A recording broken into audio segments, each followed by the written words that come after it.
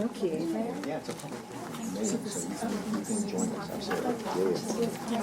Oh, no problem. That was Manny's mess. Oh, I wondered. Oh, did I You leave a tried to mess blame, over there? you tried to blame me. Yeah, we'd love to do I left my trash over there. You're such a trashy guy. I'm not sure. Did it have my name on it? Yeah, dude. That's a manual. Okay, we'll go ahead and call our meeting to order. Welcome, everyone, and we'll start off with roll call. Campbell? Cupertino? Here. Gilroy? Los Altos? Here. Los Altos Hills? Here. Los Gatos? Here. Milpitas? Here. Montessorino? Here. Morgan Hill? Mountain View? Here. Palo Alto? Here. San Jose? Here. Santa Clara? Here. Saratoga? Here. And Sunnyvale. Here. All right, we've got the consent calendar, which is made up of the April 2019 minutes. We've got a financial report that covers both April and May. We've got some invoices for the roundtable, the general membership meeting, budget versus actuals, and consideration of request to co-sponsor a symposium on electrification of Silicon Valley joint venture. Do we have a speaker on that particular item? We do have someone here if there are questions on that. Okay, so I'm going to pull item E in case there's some discussion or questions that are going to ensue there on that. And so if you're okay with the A, B, C, and D, I'll entertain a motion at this time. So moved. Second. All right, got a motion and a second. Any discussion? All those in favor say aye. Aye. Any opposed? Okay. So, item E. Maybe if you could just tell us a little bit about what it is From Joint Venture Silicon. Kara Gross, Joint Venture Silicon Valley. Very good. I'm actually here tonight in support of the Silicon Valley Clean Energy Reach Codes effort that they're doing collaboratively with Peninsula Clean Energy. And there are going to be a series of events around building electrification that will be outward facing towards the public, that will be sponsored by the cities of Palo Alto and San Jose. And there's an opportunity to potentially have an event facing towards elected officials. And it's very similar to an event we did jointly about 5 years ago that helped to lead to the formation of Silicon Valley Clean Energy, in fact. And so I thought it was only natural to ask the Cities Association to co-sponsor that event. I offered as an example the agenda from the original event we did together. The proposed date right now is looking like October 11th, which is a Friday. And that would be right between the two dates that Palo Alto and San Jose are doing their own electrification events. So I would come back to you with an agenda, but really the request for co-sponsorship is to promote the event amongst your membership. It's not a financial ask. Okay, very good. All right. Any other questions? Yeah, are there any questions? Great. Thank you very much. Appreciate that. All right, so if there's any discussion, I'll entertain that. Otherwise, a motion. Move to approve the request to co-sponsor the symposium, the joint venture. Okay, we've got a motion to approve it. Second. All those in Second? favor Did you get a say, second? yeah, we did get a second. All those in favor say aye. Aye. Any opposed? Very good, thank you. Oh, by the way, I just want to point out that board members are at the table. You're I welcome. asked permission and someone told me I could. I'm Yeah, no. It's perfectly fine I that got you be in permission from attendance. someone. No, you can be in attendance. It's just that to make it easy for us to recognize who the board members are and the votes and so forth, if you could just sit in the outside row, that would be great. He said I have permission to sit That's all right. That's all right. Again, it makes it, my feeble mind has a hard time discerning who is board members, who aren't. So thank you very much. I appreciate the inconvenience. All right. This brings us to item 3. This is the committee reports and presentations. And the first one up is the presentation with Silicon Valley Clean Energy. We've got Girish joining us once again on this. Thank you very much for being here. And we've got 15 minutes allocated for your presentation. I So forgot to put the clicker in, so Okay, I'll no click problem. for you. All right, thank you very much for allowing me to present again. My colleague John Supp is going to help me out. So any kind of questions you have. But we've been in front of you before talking about reach codes, and we're handing out a one-pager that kind of goes over what a reach code is and why we think it's important. This is a big deal because all of you have climate action plans. We're all very committed in this area to lower emissions in our area. And reach codes, even though they're like, what's a reach code? They may not be the sexiest thing in terms of technology and things like that. This has a huge long-term impact. Next slide, please. All right. So every 3 years, cities get to update their building code. So it's just Title 24. You've been doing it for a long time. This year is that every 3 years. So this is that third year where if you want to update your code, this is the year to do it. So on the flip side, if you don't do it this year, you'll most likely have to wait another 3 years. And most of the new development in your cities, in our service area, that is not 100% electrified, will have natural gas that will typically last 50 or more years. So you're going to have embedded natural gas in our system for another 50 years. So it's a really important opportunity to take advantage of right now. Next slide, please. So here's what we've been doing from an SVC standpoint. We're just one part of this overall effort. It's a three-legged stool, tripod, whatever. It's city councils are the ultimate decision makers on this. But we have our city managers and city staff that follow your direction. And then you have SVCE, that is an agency that's newly created, and we're providing support to city councils and city staff.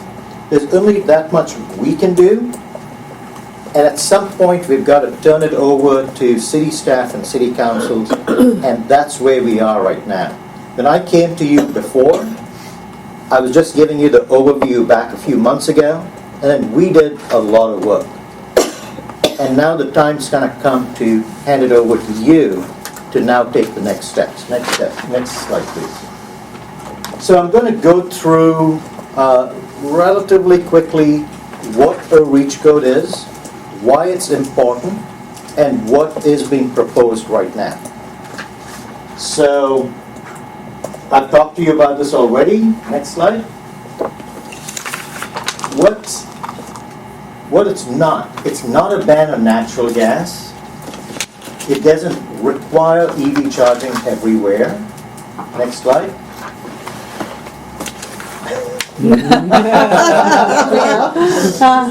So here's the overview of what we're looking for in these reach codes. So we're proposing changing your codes on buildings and electric vehicles. On buildings, no change to the code on electric.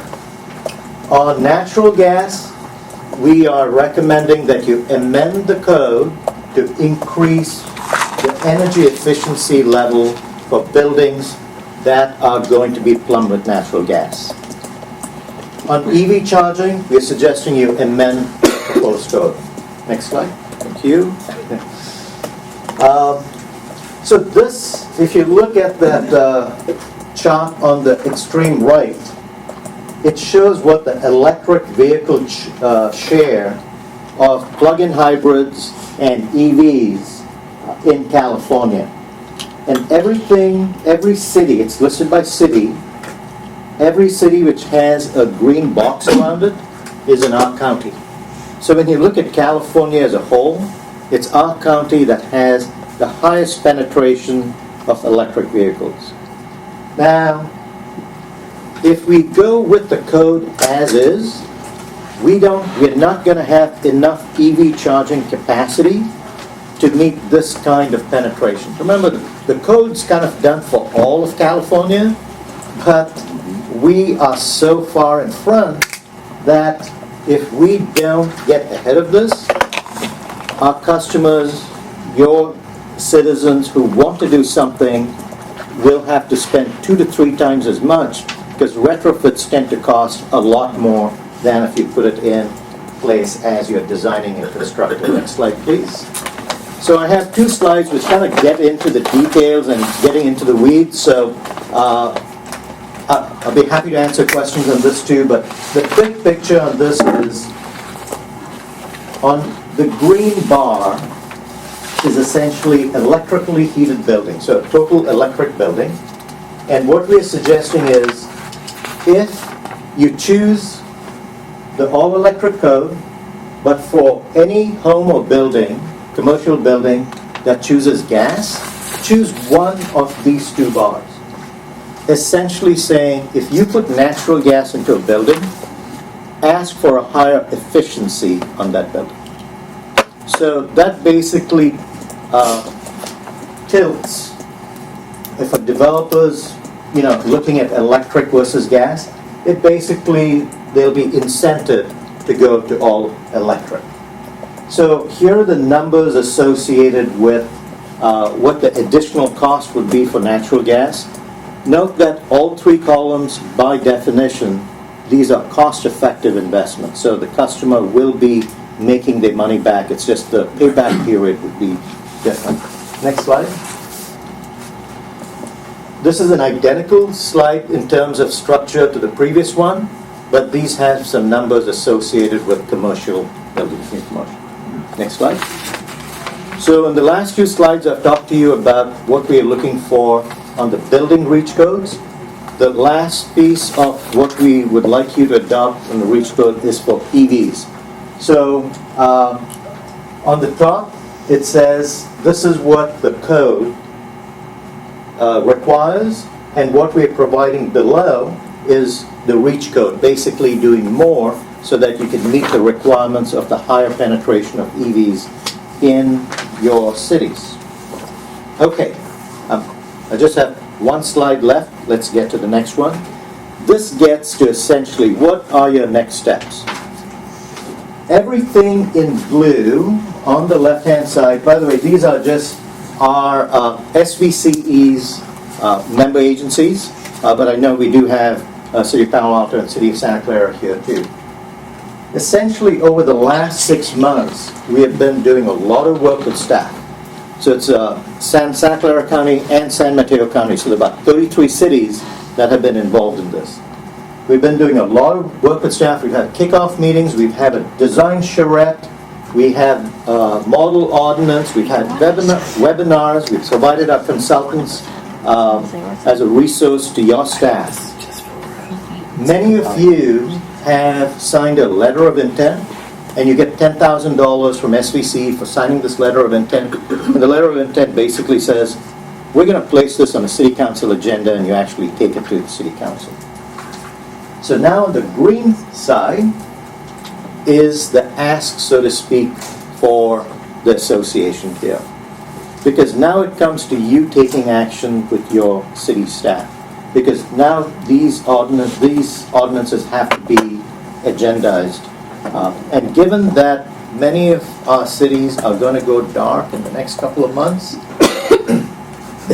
No pun intended. yeah, right. It really behooves us to start, let's get this going so that when you come back from break in September or so, we've all finished our work. So if there's anything that your city staff, additional information they need, we can work that out in the next few months so that it's ready for you for decision in the next few months.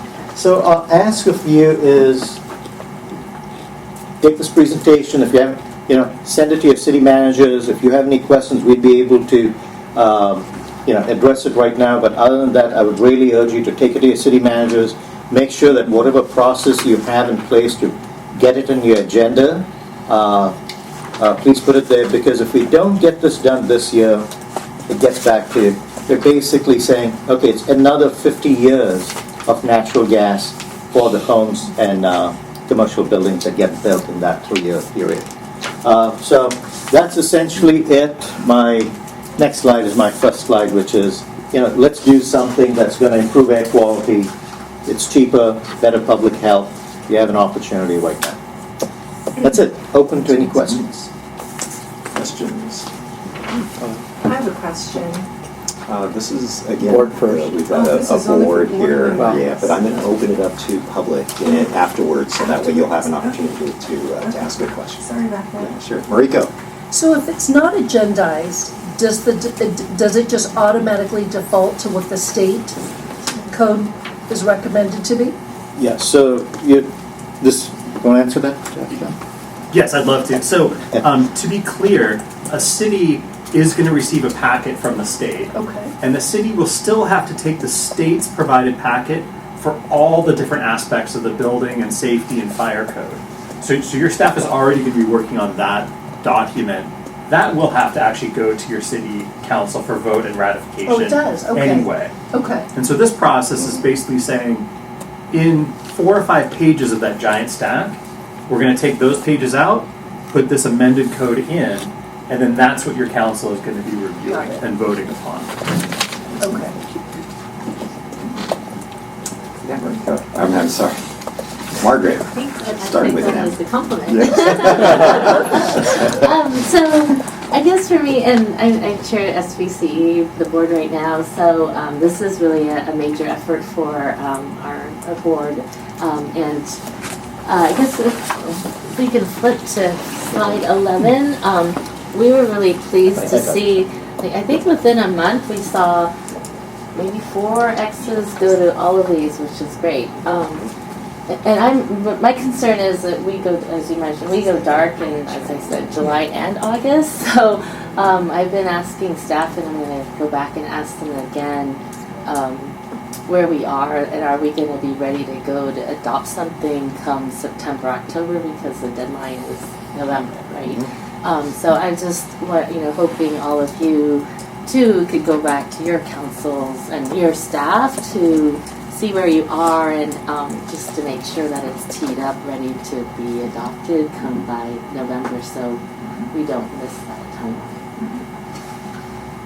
I have a question. Go ahead, Michelle. Just to clarify this, the REACH code is applied for the new construction only, or does it apply for existing home or New construction. remodel? New construction.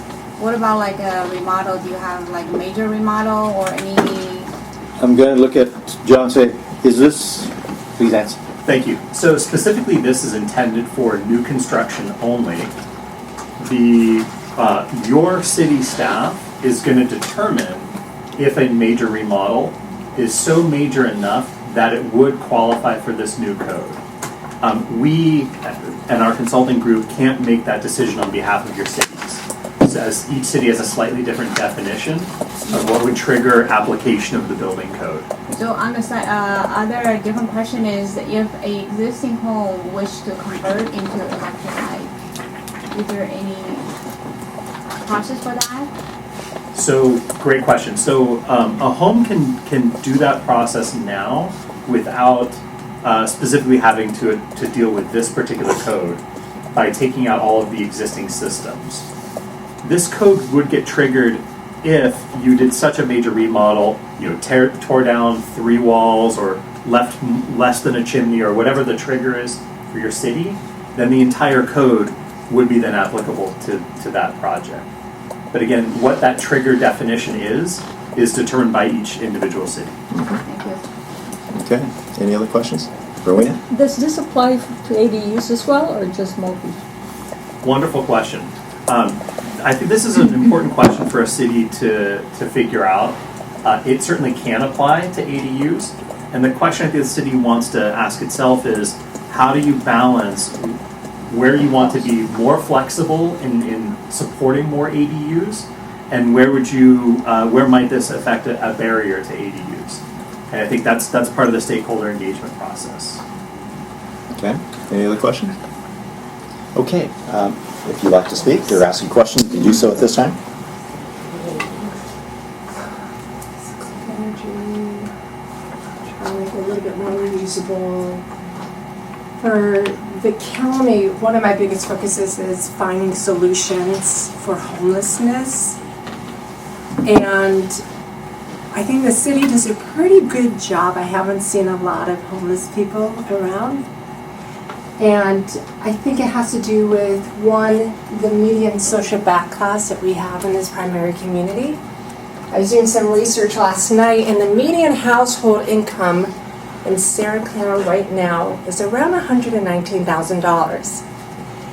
And I'm thinking to myself, with the wealth comes great responsibility. And the biggest responsibility that my parents taught me from what they had as wealth was education, and that everybody deserved it. And the kind of education I think that's important to target to the community is this kind of education. Finding more easier and simpler ways to make sure we're using less energy, and we're making sure that we emit less E2 gases. Because it kind of looks like wherever you go, it's drying up really fast. Even in San Francisco, around the Bay, I sometimes walk and I'm like, this feels just as dry as when I'm in LA or in the desert.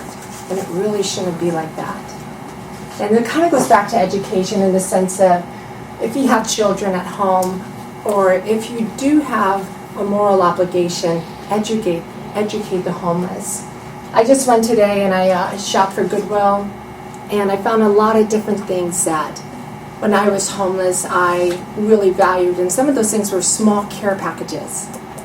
Very small care packages, and it would be a toothbrush, it would be a little towel, it would be just a little packet, something that would promote health. You mentioned health in your presentation, and I think that is a very important aspect to mention, because it makes us feel good about our communities when our streets are clean and we don't have to have as many garbage trucks go out every single night and day, because we pay for those services.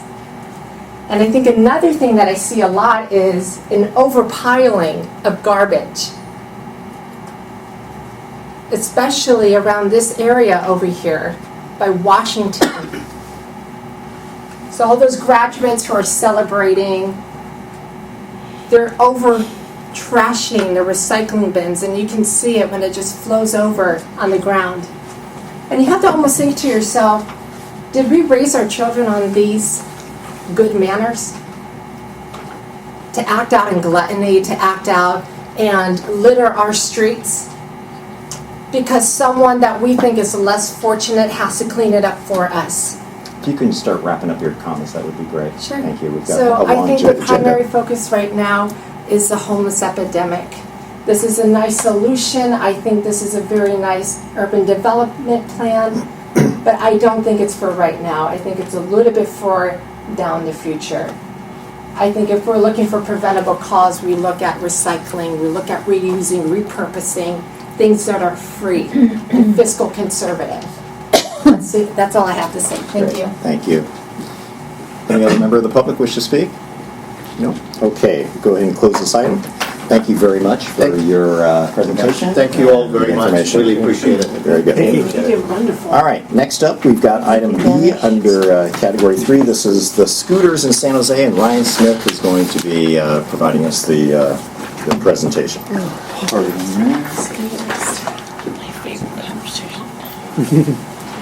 right, hello. My name is Ryan Smith. Your city's a I mess. am with the Department of Transportation Yeah, but they for the come city from of your San city to my city. Jose. And we have had scooters for a very long time, and it's probably working their way into many of your cities. I know Santa Clara and Milpitas have been seeing them. And so we thought, since we've gone through this, from seeing a few on the street all the way to having a functioning permit program, and just share some information about our experience, and maybe that could be useful as you guys are potentially dealing with this. So I'll give a really short presentation, and then I can take some questions, and hopefully this is something useful. And everybody knows what I'm talking about is the scooters, right? Yes. Okay. A year ago, that wasn't not the case. They're this new. So basically, I'm going to give some background and then talk about how we developed regulations and what the regulations are, and then some next steps. So in San Jose, we have had scooters on our streets since February 2018. We've had approximately 2,000 per day since then, among 4 different companies. And the interesting thing is that they just showed up, just like they have everywhere else. We have had no permit program or regulations in place for this stuff. This stuff never existed before, so there was no reason to have regulations. So one day they showed up and we said, what do we do? There's nothing on our books to tell us how to treat these things. So we ended up deciding, and this is a little bit different than many of other cities around the country, to just kind of let it be. So kind of just watch how companies operate, watch how people use them, and just see what happens, see where they go. Are they going to leave downtown, or are they just going to stay around San Jose State? And kind of what lessons we could learn from this to inform us of what to do next. So we didn't kind of jump to a ban or anything. And just throw out, in 2018 alone, we had 1.8 million scooter trips on our streets, approximately, which is kind of mind-boggling, actually. It's pretty interesting. So if you can go to the next slide, that'd be great. So we wanted to come up with some regulations around this stuff. It turned out after just a few weeks or months of talking to different people in the community that obviously we need to do something. So to get to the point where we actually had some regulations in place, many of the different steps we took were talking with our public safety folks, our fire department, sheriff's office, San Jose State Police, and San Jose Police Department, to hear them out, what are their concerns, what do they think, what do they want to see the city do, engaging with the companies themselves to find out what their goals are, how they're operating, how they're responding to incidents, what types of communication do they want to establish with the city and the community. We had a lot of conversations with the public, formal and informal, so we tried as best as we could to have meetings, but we talked to a lot of people informally through email. Our downtown council office, council districts 3 and 6, in the center of the city had the bulk of these, so they received the bulk of emails, complaints, questions. So we worked a lot with them on trying to not just answer those questions, but try to kind of learn from what we were hearing from people. We talked to a lot of other stakeholders in our community, Downtown Association, San Jose State, again, to try to figure out, are these things valuable, are they a problem, all of the above. And then the other thing we tried to do was learn from others, from different cities around the country and from other like national organizations that, like, if anyone's familiar with NACTA, the National Association of City Transportation Officials, just organizations like that that are trying to give cities guidance on transportation-related issues. But this is so new that there wasn't a lot of guidance out there. So a lot of what we've done has really come from trying to just work with our community itself. I want to mention in ongoing conversations with the public, we hosted a vendor demonstration and a community forum last summer, and 100 people came out to the demonstration, and it was literally to just get people on scooters and have them try them out. Since they're seeing them in their neighborhood, why not have an opportunity to see what it's like to ride one? And we had a public forum where 74 people attended, and nearly all of them spoke. And that was pretty cool, actually. Can you go to the next slide? Thanks. So what did we learn from not just that public meeting, but from all of this? First off, scooters are really popular, right? 1.8 million trips in 1 year it's pretty incredible. The vast majority of the folks we spoke with, and this even includes law enforcement, did not want to see a ban. Even people with concerns. For example, there was a guy who has been hit twice by people riding on the sidewalk, very unfortunate, at the meeting, so that he thought we just needed some reasonable regulations. So I want to stress that people really saw these as popular, even though they have been problematic in some ways. Excuse me. So a lot of people have seen them not just as a fun toy or a recreational item or something to do on the weekend. A lot of people we talked to are using them to get to and from Caltrain, to and from VTA, getting around town. I talked to a law office in downtown San Jose that has offices on either end of the downtown. They're zipping back and forth, saving time from driving. Just, a lot of anecdotal stuff like that that we've heard is really interesting, trying to put all this together. We did hear, though, from everyone across the board that parking and sidewalk riding remain major concerns. Parking being if scooters are not where they should be, if they're blocking a sidewalk, blocking an ADA ramp from a crosswalk. And then sidewalk riding, of course, is illegal in California, and people are riding on sidewalks because they don't know the law, or they feel uncomfortable in the street, or the street doesn't have the right bike lane, etc. We did a sidewalk riding survey to try to better understand this. Half of the and what we observed is half the trips, when there's a bike lane present, half of the scooter trips are in the street, which is actually interesting. And when there's no bike lane on the street, almost all the trips are on the sidewalk, which I think is kind of obvious. We also did a parking survey where we just went around and observed how scooters were parked. And though there's a lot of perception that the scooters are kind of cluttering things up, we found that 93% of them were not. So taking all this in, and am I doing okay on time? Yeah. Okay, cool. Taking all this in, we developed some regulations. If you go to the next slide. So we actually have now, our city council in December passed a new ordinance. So these regulations are now in our municipal code and are being implemented, which I'll talk about in a minute. But what are our regulations? So you got to have a permit if you're a company and you want to operate this way in your city. And you need to have insurance and indemnify the city, which has been a sort of a ongoing question or given a lot of urgency to us getting these passed. We're requiring fees for operations, and I'll talk about a little bit more about some of this stuff. Requiring fees for operators. We can now cite operators if they're violating these regulations. We've created a new full-time position, permanent position in the city to manage this, which has been fantastic to have the extra help. We created something called the administrative regulations, which is the next slide on this. Not yet, sorry. I caught myself by saying that. I'll talk about that in a second, actually. And then we're requiring data to manage this stuff. And another thing we're doing is we're requiring companies to figure out how to prevent scooters from being ridden on the sidewalk altogether, which I will also talk about. If you go to the next slide. So we wanted to set up the ordinance in a way that it's not really strictly defined rules, because we imagine over the next couple of years we're going to be tweaking everything that is seen in regulations to make it work better for users, for the city, for companies, for everyone. So we set up something that can be changed by the Director of Transportation. Not everything in the ordinance can be, but certain aspects of it can. These include just things about parking and maintenance, education, community outreach that require the companies to do, how customer service is done, what the response time is for companies. For example, if you're a company with a permit, you need to respond to requests from the city within 2 hours. You need to have English, Spanish, and Vietnamese for our residents to be able to call in and complain about something or find out information about how to use scooters. The administrative regulations can establish where the program operates and how many scooters we're allowing.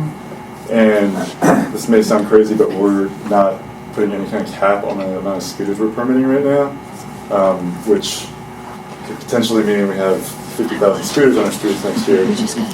But the idea behind that is we want to try to serve the entire city. If we put a cap on the number of scooters, we might end up with scooters just at San Jose State. So we want to try to serve the whole city, and we want to try to allow companies to do that by not being too restrictive. In the future, I'm sure we'll eventually set a cap, and I'm sure we may set up some program areas where we're telling companies you need to put more scooters in the outer parts of the city to serve everybody. We're requiring income-based discounts, so low-income members of the community can access the program, and we're requiring data sharing. Go to the next slide. Thank you. All right, so just really quickly, how are we monitoring this? We got a new staff member. She was hired last month. It's fantastic to have the extra support. We're requiring companies to share all kinds of data about their operations. I'm not a data expert, but it's really helpful to know where things are, how quickly they're responding to incidences.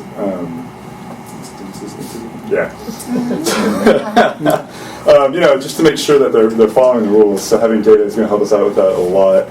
We've established citations that can be issued by our department. So this isn't something that is an additional burden on our police force. This is something we're taking on. And we're going to continue to just talk to everybody we've been talking to already to make sure that this is going the way that everybody has been planning for and hoping for. The next slide. I have 3 more slides. There's too much information here. A lot of people are curious about how we do our program fees, so I'll just make it really simple. Scooter companies in other cities are trying to make money off of the operations. Santa Monica, for example, is charging a lot to operate, and they're trying to fund infrastructure and city programs, which would be really cool. But San Jose is only going to charge fees to pay for the program. So staff and some software are really all we need to manage this thing. So we're having the companies pay us just for that. And the way we're establishing the fee or determining what to charge is we just think about, okay, over the next year, this is the amount of staff, this is the amount of software.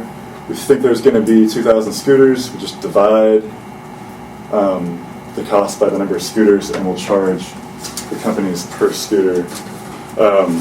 And I'm not sure if this is the best way to do it. We had anticipated $117K coming into the city, and we've already brought in $500,000 just in the last couple of weeks.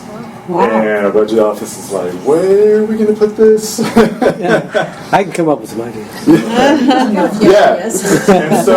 And so I'll say, looking forward, we want to try to figure out how to actually funnel this money into fixing potholes and doing things that are related to the program. So we are learning. And we need to learn very quickly, right? If you go to the next slide. Oh, you got it. Okay. Thank you. So sidewalk riding technology. This may sound kind of crazy or unrealistic, but we believe as a city that this can be accomplished and the companies can do it. By 2 weeks from now, according to our regulations, scooter companies need to be able to demonstrate that they can slow down or stop scooters on certain segments of our sidewalks in areas that have a lot of pedestrian activity. And no other city has made this requirement yet. The companies are anticipating that other cities will. So we're kind of working closely with them to see what they can do, and some of the companies have been demonstrating what they have so far. This date is likely to change in the sense that we're going to be asking companies to show us what they have now, and then a few months from now, this will actually go into effect. Okay, really quickly, take up all your time. So next steps, we just hired a new staff member. We just issued permits I've given this presentation before, so these dates are outdated. Sorry about that. We have issued 3 permits to Lyft, Lion, and Bird for a combined total of 4,500 scooters. And basically, we're just kind of putting everything together and keeping an eye on it and seeing if we need to make changes. And that is my presentation. All right, very good. All right, well, questions now. We'll start with Larry. Sure. So the $124 per year or one-time fee per device? Great question. It's per year, and then every year we adjust the per device fee, and with the assumption that we're going to be permitting more and more scooters every year, but the cost to the city to manage it won't change dramatically.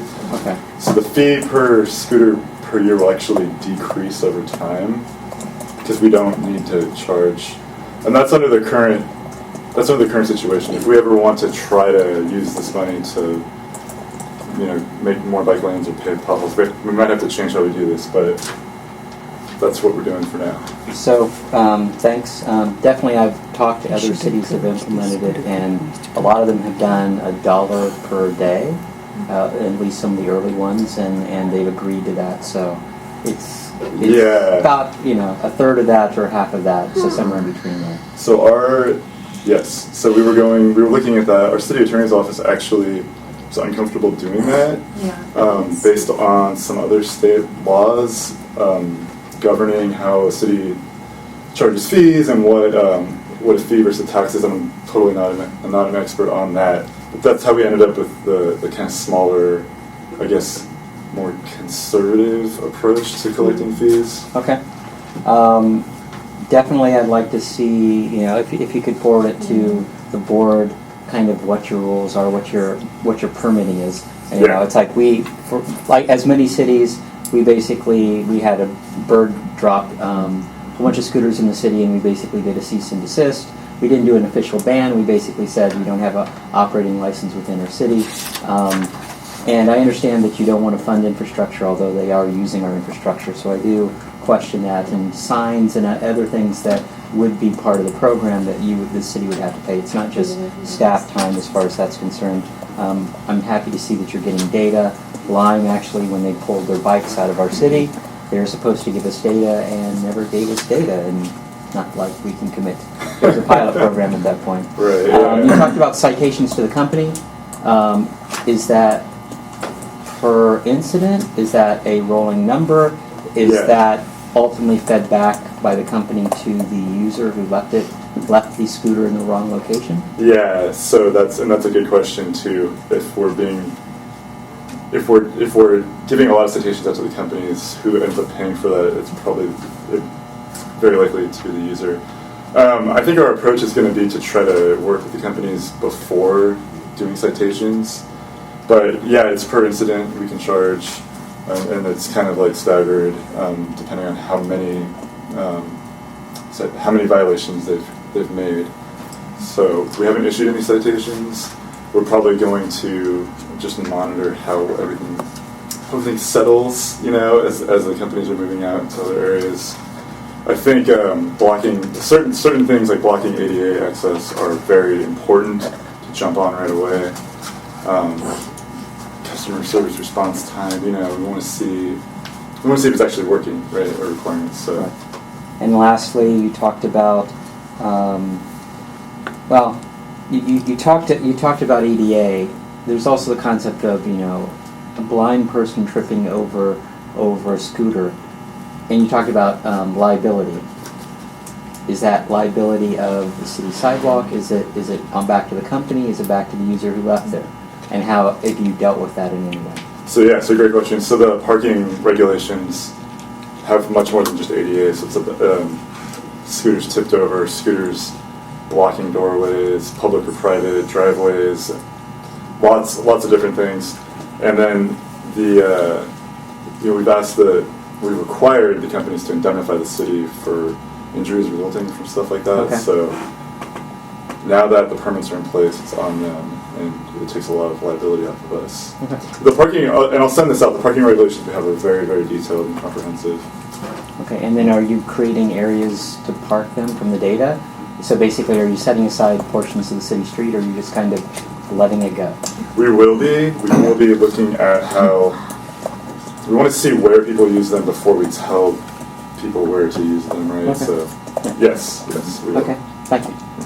Rowena? Yeah, do scooters exacerbate traffic in the city? Do they? Our goal is to use the scooters as one of the ways to reach our transportation mode shift goals. So if we can make scooters convenient so people can use them instead of using cars or get to transit better, that's our goal. Whether or not they're making traffic worse, there's nothing that I've seen or heard to say yes or no to that. Liz? So, hi, thank you for bringing this. I'm in Santa Monica a lot. My daughter lives there. Secondly, we were in Austin earlier in April or so, and they are rife in Austin, to say the least. But one of the things they did that was fascinating is they have zones where your scooter essentially shuts down. Can you do that? Yeah. So when you get close to the Capitol, it's just whammo.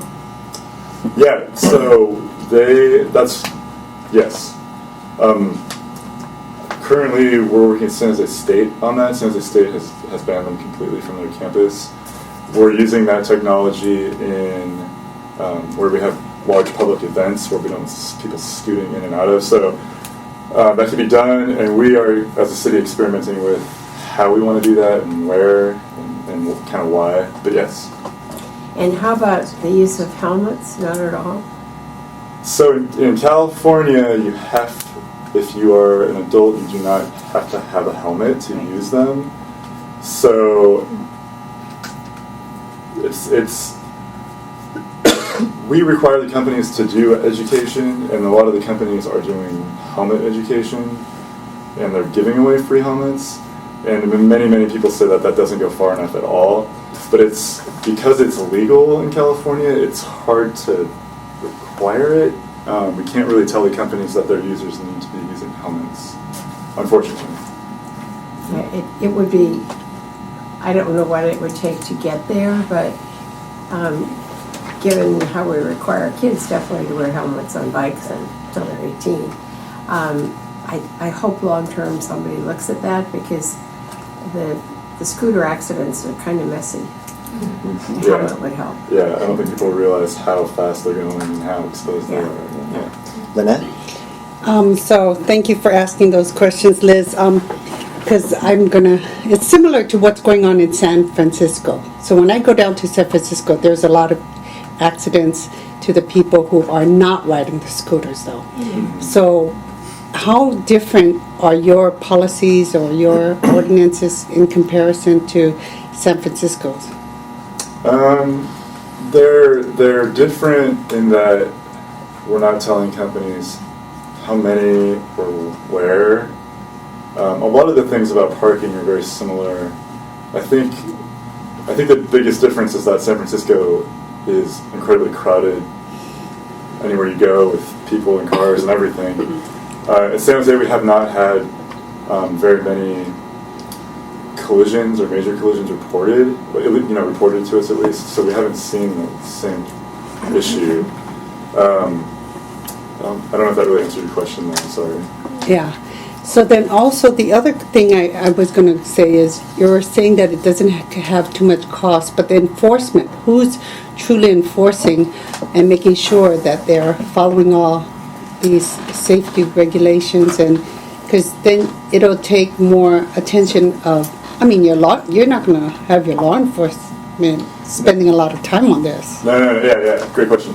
All the enforcement of the rules is done by DOT staff, and the fees we collect pay for that staff person. So Okay. the intent is that we're recovering the costs by charging the fees. Police enforcement is not on the companies, it's on the users. So if someone's riding on the sidewalk, the police can stop. We haven't really been doing that type of enforcement really, though. We're looking into doing a little bit using some grant funding for the police. Okay, thank you. I'll entertain one more question. Leanne? So I'm curious, how much does the user have to pay for the service? And for one scooter, how much is the revenue for the company? So user pays a couple dollars to use a scooter. It's generally $1 started per trip? 50 and then 15 cents per minute for one trip. So it's a couple bucks. How much revenue is being generated is something that we can make assumptions about, but But you have all the data, you probably have. yeah, I don't know off the top of my head how much revenue they're bringing in. I don't know if they're compared with $124 per device, how much they are making per year. yeah, they're making a lot more than that. So they are making like 10 times more, 100 times more? Is there some rough number? I don't know the answer to that. So besides the fee, you are not charging any sales tax, since this is not a sale, it's a rental, right? We're only charging the fee, yeah. But then you might need biking infrastructure to be enhanced to have more scooters, and police already are not able to enforce on even bicyclists, and now they won't be able to enforce on scooters. Yep. Is there an age limit? This would take 3 seconds. The age limit is, in California, you have to be 16 or older to use one, but the companies are all requiring 18 or over. And San Jose doesn't have any additional age limit. Okay, I want to thank Ryan Smith for joining us and providing us with this information. Ryan, I'm sure that we have your contact information, so should we have any questions, we can certainly reach out to Ryan directly. Bring him on. Thank you very much, Ryan. Appreciate it. All right, we're going to move on now to the Legislative Action Committee, and again, we'll ask Margaret to tell us, give us an update on what had transpired earlier this evening. Thank you. Actually, I wanted to report out on, we had a meeting in May as well. We didn't have a board meeting, but we did have a LAC meeting. And at that meeting, we took some made some recommendations for positions on various bills. So I'd like to go over those and ask for approval. I don't know if everybody has this list. I had handed it out before, but I can put it up on the screen. I'm trying to pull it out. There's a couple more. This list? Yes. There's a stack here. Does anybody need one? Where's the stack at? Right here. Yep. If anybody needs one. Yes. Thank you. So the second list, the positions we adopted in May that we'd like the board to ratify. ACA 1, we actually reconsidered it, but earlier this evening we had further discussion, and it's the request for reconsideration was rescinded, so we are standing at a support position.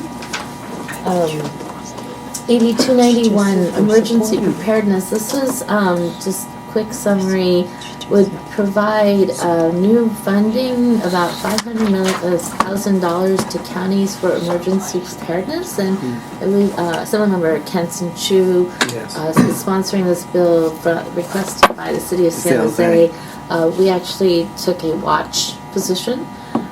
AB 836, the Clean Air Centers pilot program. This is the bill sponsored by BACMed, the Air Quality Management District, that would create these clean air centers in cities, or any city that's interested in creating one. When we have bad AQI days, people could go to these centers. They're like cooling centers, but they're clean air centers. So it'd be funding for those types of centers. We recommend a support position. AB, and then these go into the housing bills. AB 1487. The Regional Housing Enterprise Creation, that's that HABA bill, the Housing Alliance or the Bay Area. It would be the creation of that entity. We recommend oppose. AB 11 is the RDA replacement bill. We recommend support with amendments, and the amendments would, which were in line with MTC's recommendations for their board. We just wanted to make sure that schools are not shortchanged. So what this would do would be allowing cities or counties or public agencies to either on their own or partner with other agencies to create something like an RDA or a tax increment district. The state would backfill that money that is lost to the schools to a certain amount. So there's a cap on this, and we just wanted to make certain that the schools are made whole. So that's our recommendation for changes, or just, I guess, a clarification on that. And we recommend, support with amendments. SB 50, SB 4, as you know, is this Wiener/McGuire bill. We recommend oppose. AB 1279, this is like a mini SB 50 where the state would identify high resource areas and allow by right development. We recommend oppose. AB 1485, this is a streamlining measure, basically allowing or requiring a higher BMR requirements. We recommend support with amendments.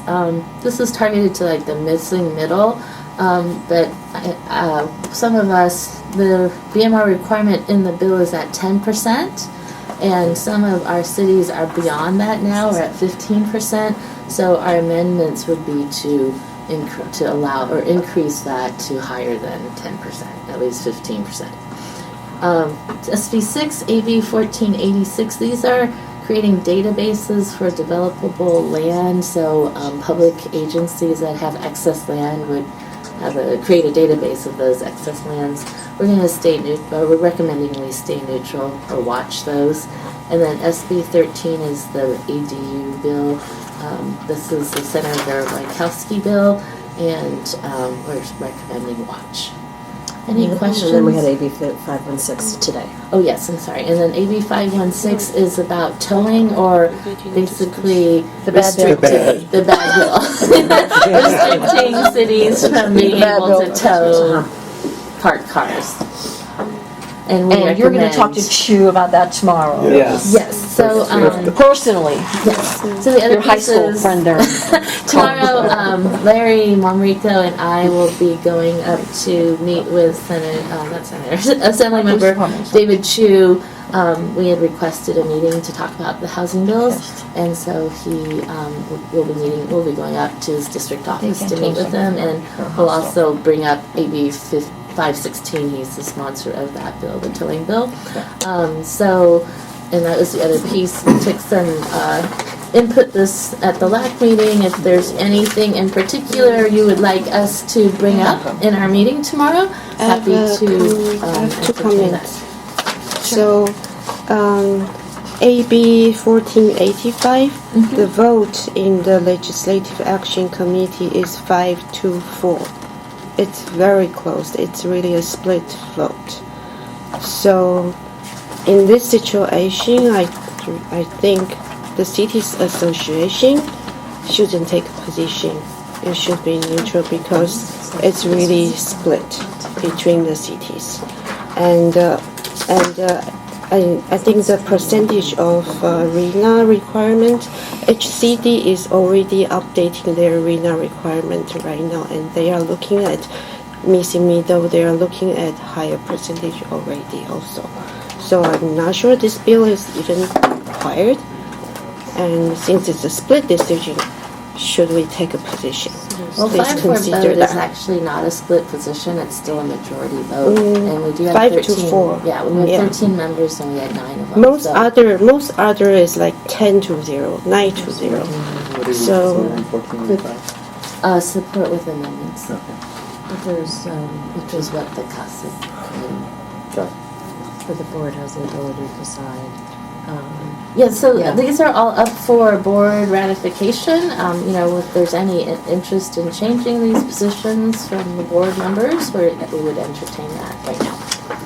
yes, so that's what I would like to bring up. I mean, as an association, maybe we shouldn't be taking position that 50% of the cities are opposed.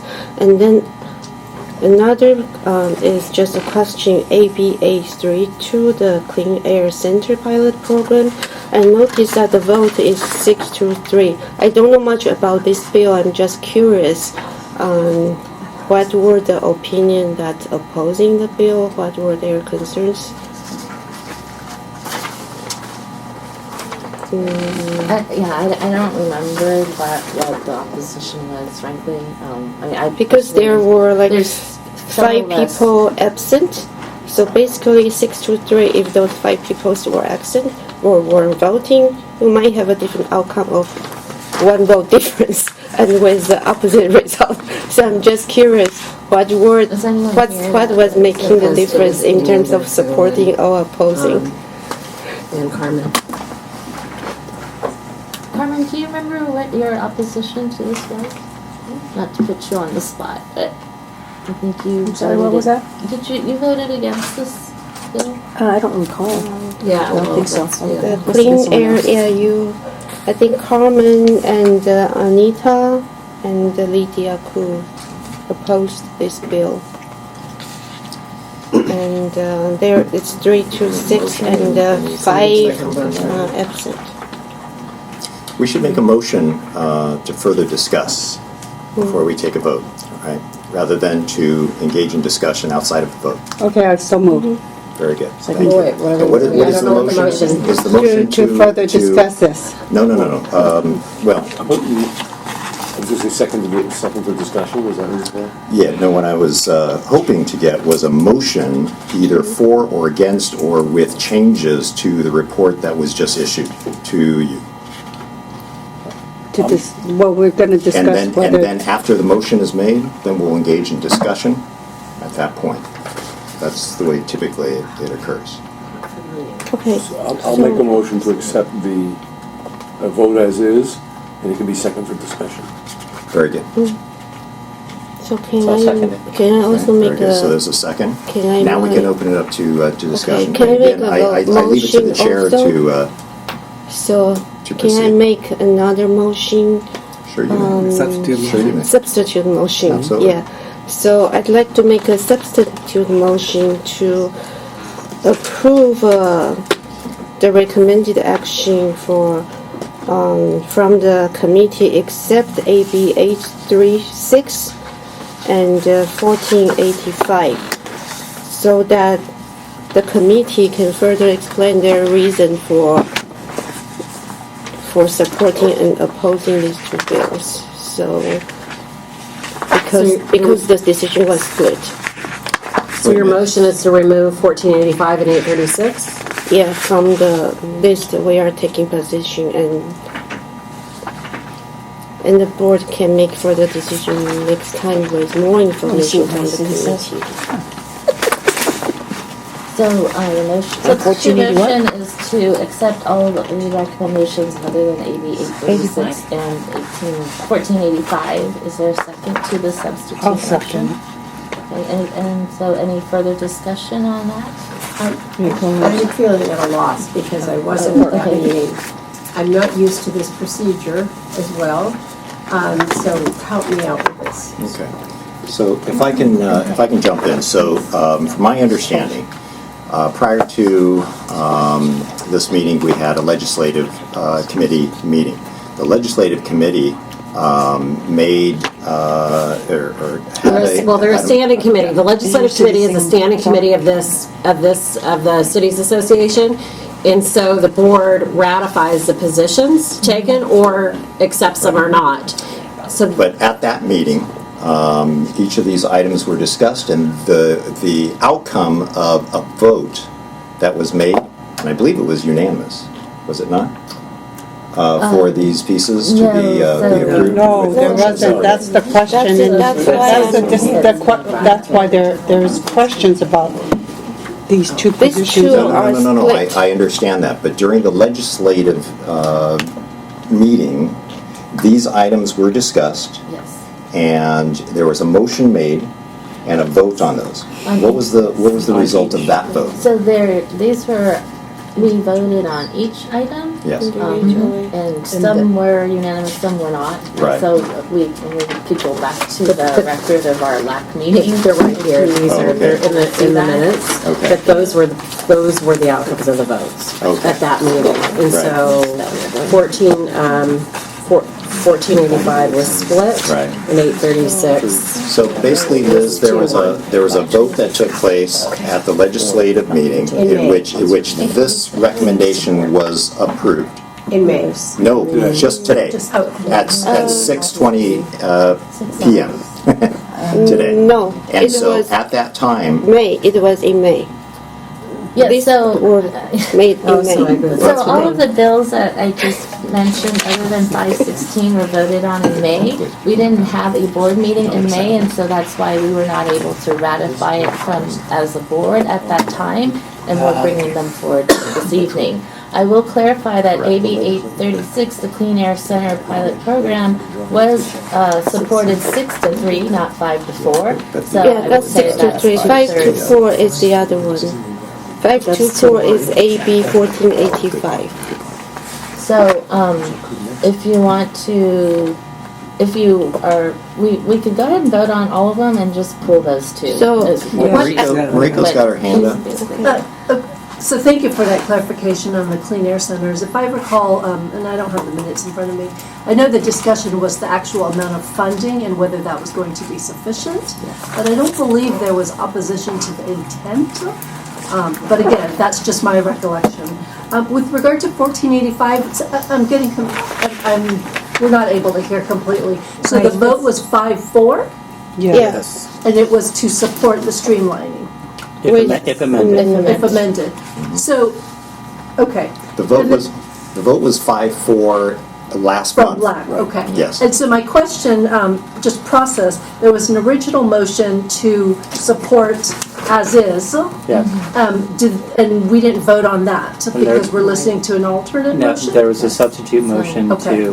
to as is minus those two. So what is the actual motion then that we will be taking an action on? So That the substitute? first one is the Substitute. Got it. And then we go back to the original. Right. Okay.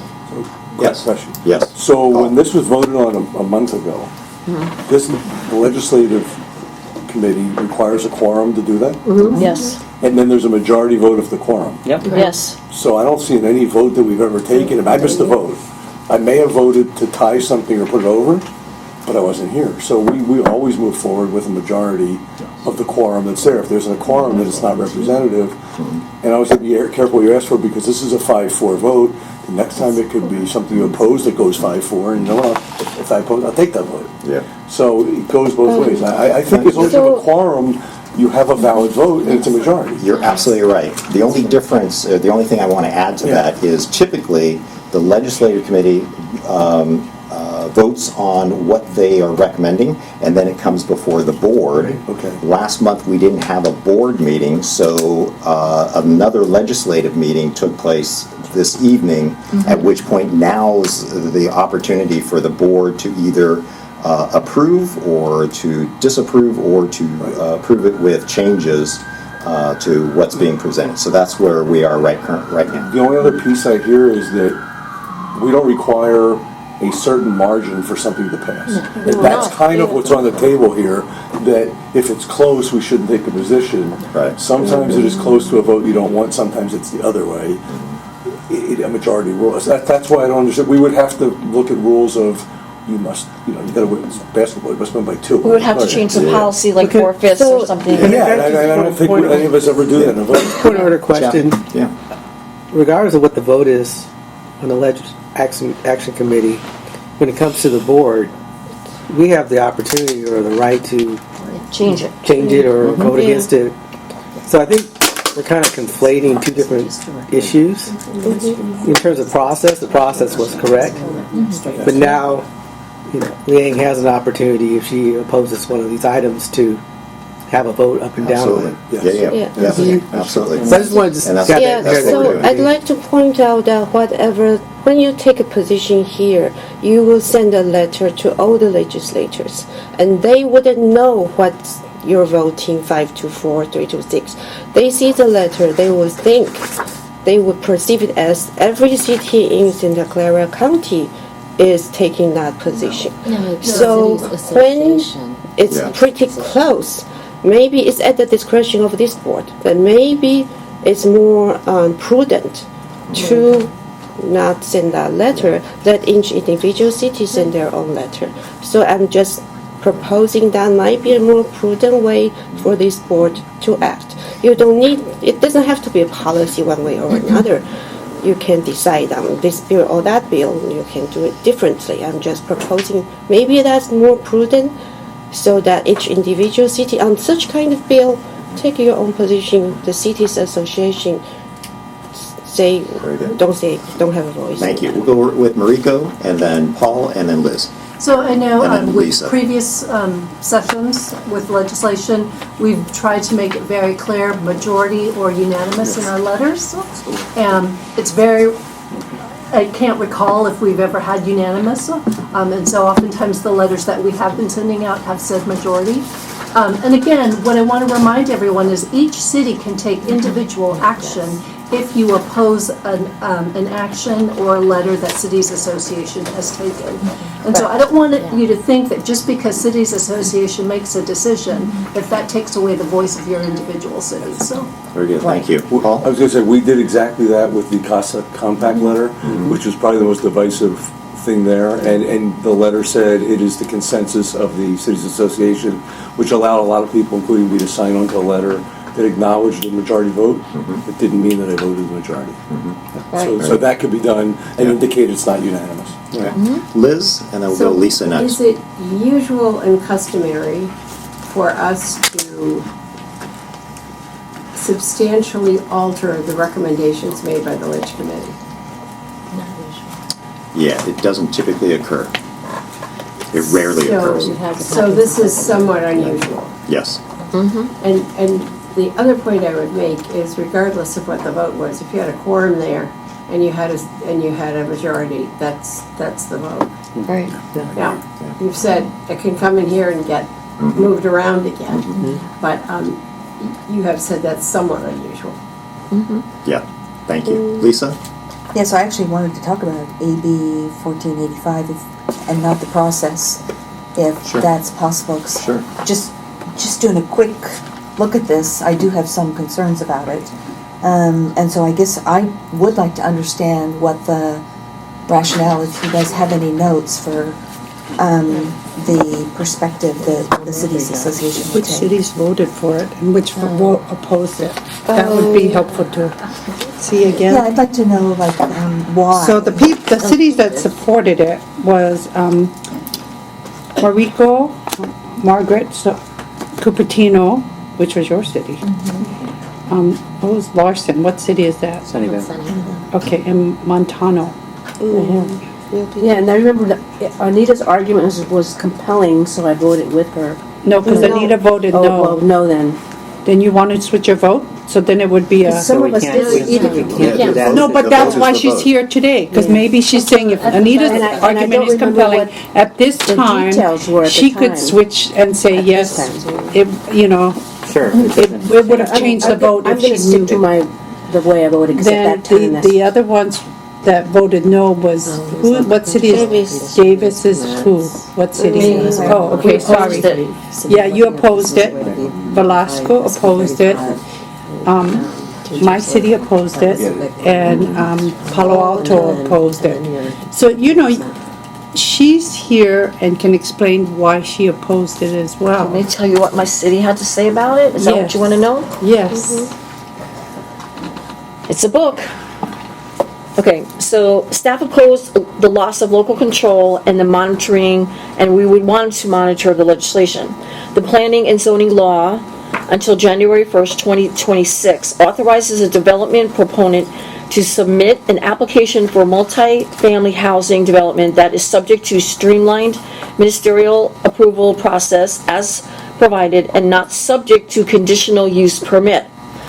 If the development satisfies specific objective planning standards, existing laws required, among other objective planning standards, that the development be subject to a requirement mandating a minimum percentage of below market rate housing based on 3 specific conditions.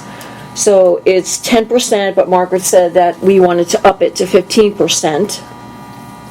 And then it was to a number of units for housing affordable to households making below 80% of the area median income. If the project contains more than 10 units of housing and the locality did not timely submit its latest production report to the Department of Housing and Community Development, the production report reflects that there were fewer units of above moderate income housing issued, building permits that were required for regional housing needs assessment cycle in that reporting period. So AB 1485 allows for streamlining approval of housing developments that limit 20% of units up to 120% of area median income AMI or less. It also allows a development proponent that meets the following criteria to submit an application by right approval under SB 35 Wiener, Chapter 366, Statutes of 2017. So we're against it because of the below market housing. There's not enough in there for people, and our biggest issue is most of our people are workforce housing people. Yeah. And then there was one person that abstained, just to let you know. What was the final vote on this one? This was the 5-4. That was the 5-4. But then, you know, when I have a question too, so have we better stick with you first, and then I can ask my question. Yeah, so I guess I do have concerns that it's loss of local control because it's ministerial approval and not going to like a zoning administrator or in our case, or the council. So it's, the public wouldn't have an opportunity to provide any input. Correct. Yeah, that was it now. Now I remember. I recall now. It was lack of local control. And is it, and when you say the affordable housing issue, I really want to understand this. So, is it because it's 10% for affordable, but it doesn't say what income there, and then it says 20%, 80 to 120. Yes, So what it's did 10 you want? So it's, right now, projects over 10 units must include a minimum of 10% of BMR at 80% AMI, and then it goes to 20% of units, those affordable earning 120% of AMI or less. So our concern was that because this is a streamlined process, it should have a higher affordable housing percentage. More, because we're at, like, our Mountain View's at 15 now, so And we're the at projects 15, coming yeah. in at 10 shouldn't be able to come in by To right. pass. They'd have to come in at 20 or 25. Yes, right. And that's the amendment that we were seeking, was to up that amount to get the streamlined process. So this is a, SB 35 change. SB 35 is already passed. So this was to, add more affordability to the SB 35. But it's not enough. Yeah. Right. And it So, takes yeah, so away the local 10%. control of, Yes. we don't have any say, and it just goes through. So, Just like so why wouldn't it say oppose unless amended? Yes, I Because agree. Because SB 35 is already passed, right. this was to change it to increase the affordability, which I Right. think we all want, more affordability. And to be frank, we were trying to find bills that we could support because, opposing everything just frankly doesn't Look get us good? very far, to be honest. And this bill, the one in the committee that Larry and I served on, other counties actually supported it outright.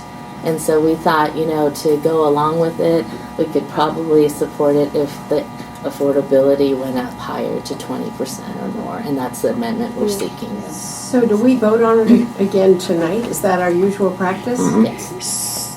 So I have a question. Are you done with your questions? So then my question is, I would agree that we should oppose it with amendments because if we're saying support with amendments, I mean, the thing they're hearing is everybody's supporting it. And that They're not we're going the to only amend ones it. asking to amend it. If no one else is asking to amend it, No, they're actually, less everybody likely to is. amend it. So- No, because you said there's a lot of places that said that they support it without amendments No, outright. Right, and those were from the county reps. Right, so But- those were county reps at the ABAG working group meeting. Ultimately, the ABAG working group came up with, we would support if amended, meaning, and the difference between, and this is an ongoing question from a legislation standpoint, the difference between oppose unless amended and support if amended, it's not that big at the end of the day. It's like it's asking them to amend the bill before things go forward. But ultimately, even though there were a few counties that said yes, we would be happy just to let it go, the overall working group said you need to amend this bill, and that was the feedback to the legislators. But then our concern was loss of local control. Then we're being inconsistent because we should always stick to opposing things if it's gonna take away local control. But SB 30, this is again. I understand that, changing SB 35. but that's my position.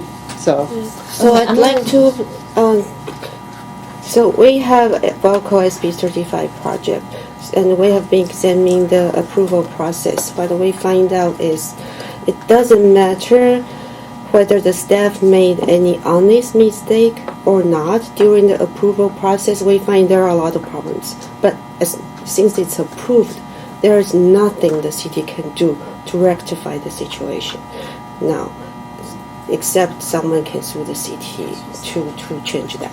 And in our situation, the city manager approved that project, retired 2 weeks later. So we have even no person to hold accountable for.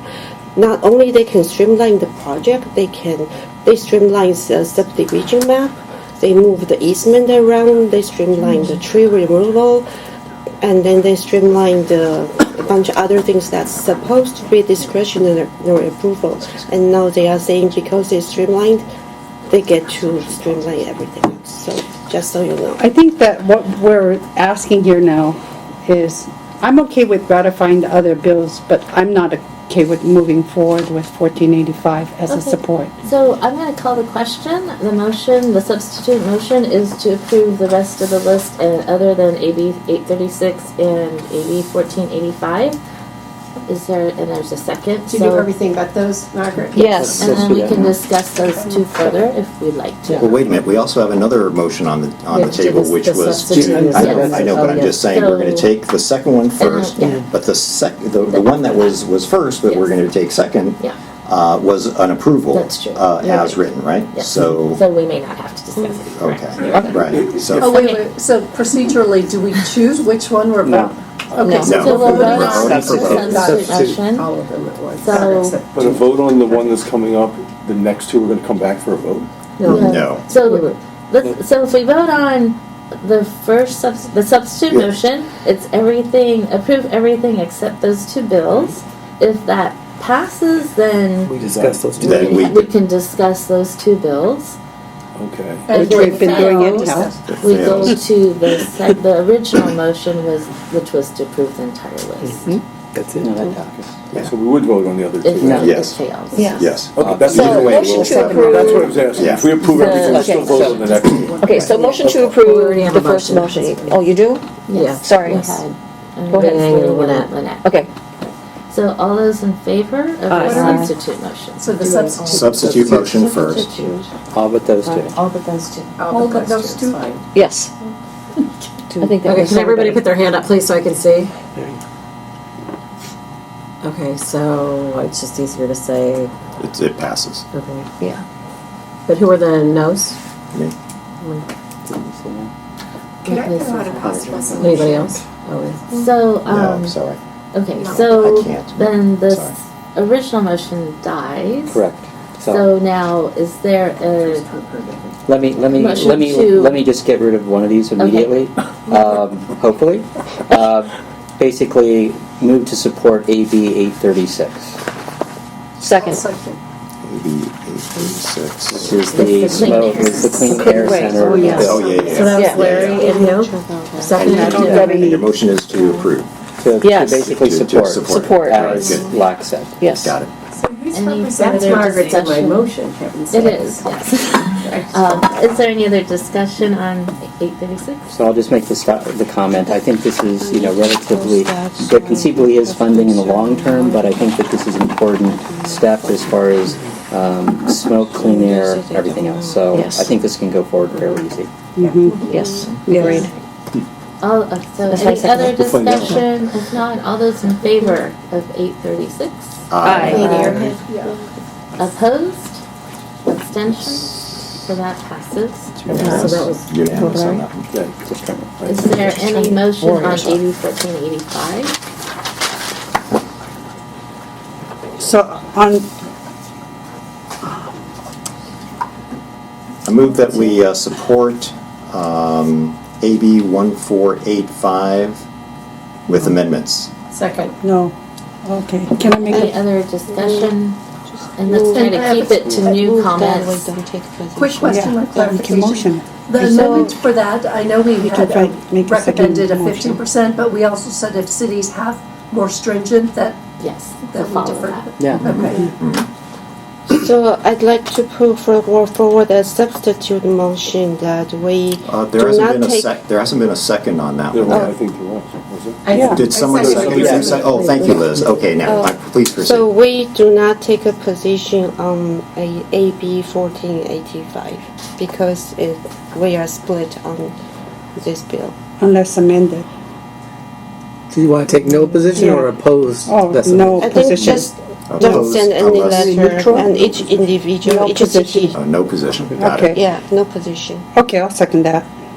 Any other discussion on the substitute motion? If not, So actually, what's the status of this one, 1485? I know you guys were with, It's a good question. I think that's was, a nice medium. Is it no position or oppose? I think right now it's no position. No position. No position, because if we say oppose, it'll be harder to get support. Author has made amendments referred to the Committee on Housing. And the amendments, any chance you would know if it reflects the amendments that we would support? I thought we were going higher on the AMI because our city we're already at 15%. Right, we're at 20, so. You're at 20? Yeah. Okay. Okay, just say they have changed it, so it says amended. if a local ordinance adopted by the locality applies if it requires greater than 20%, so they did say local cities. So it their got requirement amended stays. already? Yes.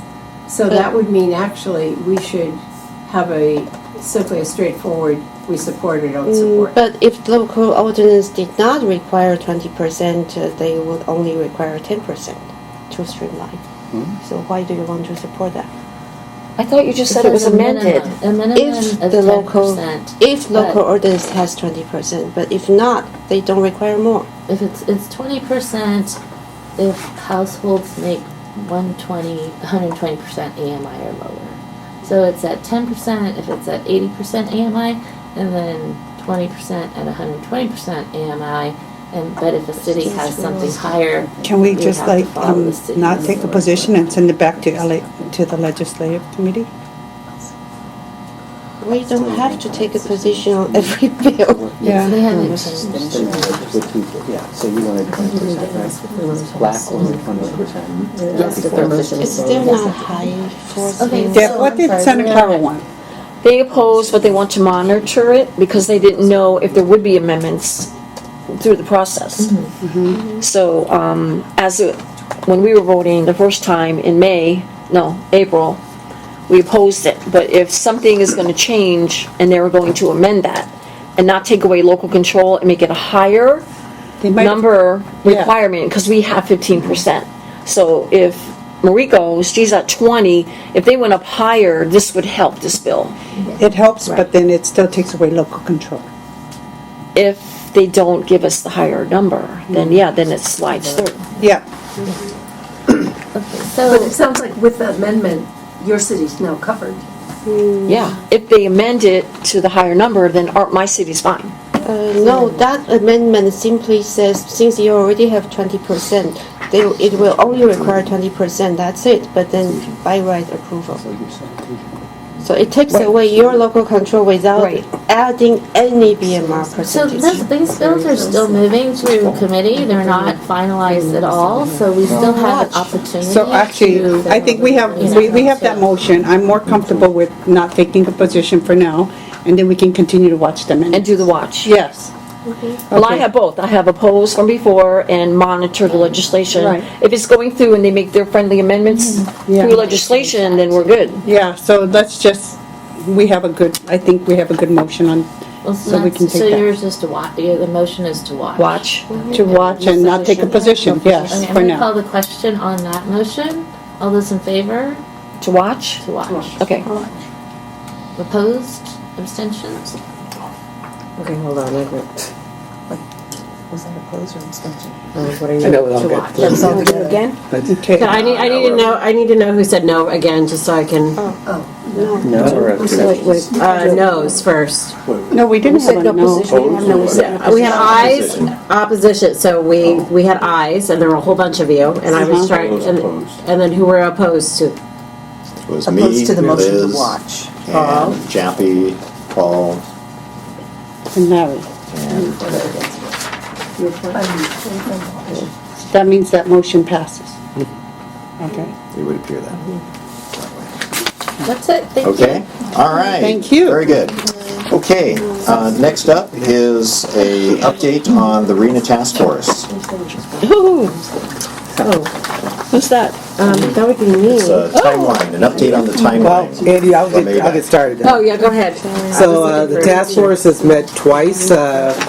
We're working on preparing documents needed and required for establishing the arena sub-region. New resolutions, MOU between the cities and the county and the cities association, bylaws, delegation of authority from ABAG, etc. Task force is scheduled to review the MOU between the cities on June 24th. It will then be forwarded to all board members' jurisdictions for review along with staff memo, template, and resolution. We have just received the timeline, and Andy can update us on that from ABAG. And I'll pass it over to you, Andy.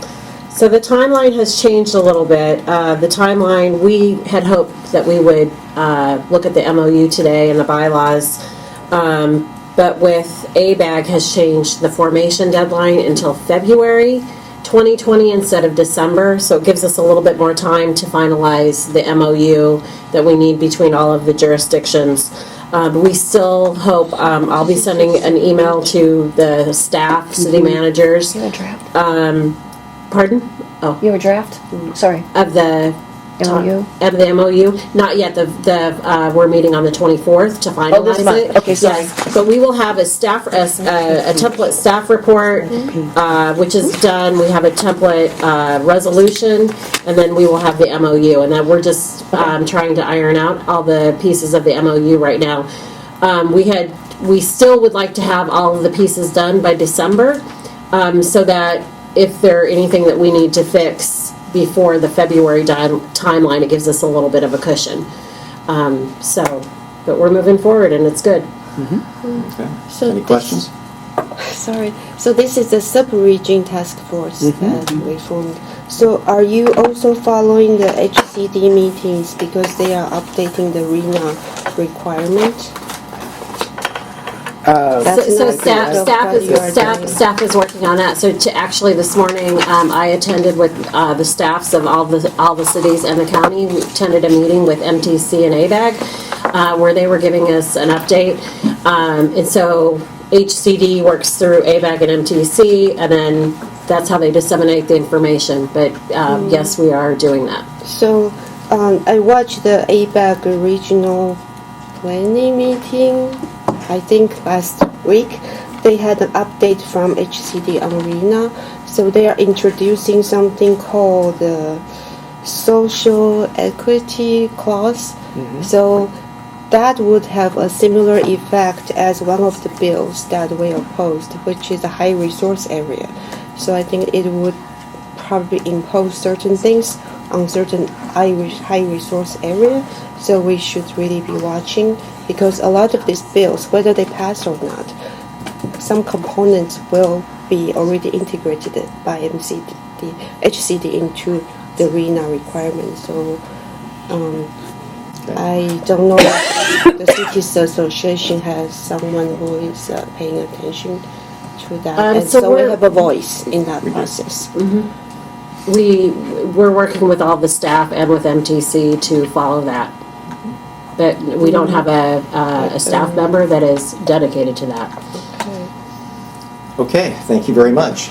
All right, this brings us to our public comment period. Member of the public may speak up to 2 minutes. 2 minutes. And we have a speaker. And so please proceed. Sure. Just a couple things. I think someone mentioned about housing, affordability. I think my point comes from more about affordability versus accessibility. And I think the number one problem that I see is, even though it's affordable, it's probably not always in the best areas that we would like it to be. It's not really exposed to the public that doesn't get to see the real crisis of what the housing issue really is. And it's not just stemming here, it's stemming in Los Angeles to the youth. I lived in Los Angeles for about 2 years. Was homeless about for 2 years, but continuously worked on solutions about how do we find easy, relatively affordable, maybe even free solutions. It begins with education. It begins with prevention. If we can prevent the youth, if we can prevent these adults, if we can give them access to just basic care, those little care packages, you know, they have a toothbrush and a toothpaste that you get when you go on airlines. I found 5 of them at Goodwill today, and each and one of them were like $1.50. And I bought them all because I knew I was going to give them out, and they were so beneficial to me when I needed them. And this kind of brings me to, I think, another point is that how would the public be housed if there weren't private corporations funding these developments? And it almost begins for me to ask, well, if we didn't have private development here, how would the public get their housing? If the city has so much control over these scooter companies and telling them what to do and letting them where they want their scooters to be parked in different zones, why can't we do the same with private development? Why isn't there some tenacity to tell the private developers, look, if you want to build these units in our neighborhoods, at least put aside 1 unit for affordable housing in our neighborhoods. And I'm pretty sure these private development companies are very desperate for profit. And if you put that 1 little unit aside and you have all these little different developments coming up, 1 unit aside that would be controlled, that might make a difference. How's the 2 minutes doing? Just went off. Thank you. That was it? Yeah. Oh, good. Yeah. Thank you very I'm glad much. I could get that out of the way. Thank you so much for listening. All right, next up, we have our executive director report. Andy? City manager. Yeah, that's all right. We'll take, we're gonna go with this out one of first, and order. then we'll go a little out of order. Yes. First is more important. Yes, I have to remember what I'm going to send all of you. I do have a written report for the board members for, it was a report that I gave the executive board with my evaluation, and I will share it with all of you. There is, part of it is confidential, so that's why I will email it to you. Also, I will be out of town starting tomorrow, and I will be back in the office on Thursday. Thank you very much. Next up is our city manager report. Excellent. Well, every year, the city managers of Santa Clara County do meet with the city managers of San Mateo County, so it's usually a great opportunity for everybody to get together. With that comes in a combination of a different meeting date. So that group did meet today over lunch in Mountain View. Unfortunately, I wasn't able to attend due to the meeting change, but I'm looking at the agenda from that meeting, and the topic was climate adaptation, what more local governments can do to address sea level rise, extreme weather events, and other impacts of climate change. With that came a roundtable discussion within the group, and if we bubble up any issues from that, I would be happy to bring it back to the Cities Association for your next meeting. Also, if any of your city managers attended, of course, I'm sure they'd be willing to share that with you as well. Okay, very good. Thank you very much, James. And with that, how about a motion to adjourn? Can I, sorry, I'm usually not here. Can I propose something for you guys to consider in the future? You'll give that directly to Andy, and then when we have our executive board meeting, we decide what we're going to be putting onto the agenda or not. We get that input from her. We generally add them to the agendas at that time. But that's the process to do so. We're not allowed to do it in this meeting because it So hasn't you been don't have agendized. like agenda setting item in the end? No, no. It kind of breaks the ground. Motion to adjourn. All right, good. I've got a motion to I have a adjourn. second. No, he Motion motion, I is from was Chappie. We've got a second. So again, thank you for the information. The time of the agenda says 3 p.m. on August 8th. Oh, yeah. Not. Yeah, we are not Right. meeting on We'll go ahead and make a correction to that and send it out. All those in favor say aye. Aye. Thank you, everyone. You guys are paying attention. I was paying attention. Just so you know, they're trying to set the meeting with us. My staff. There are different perspectives.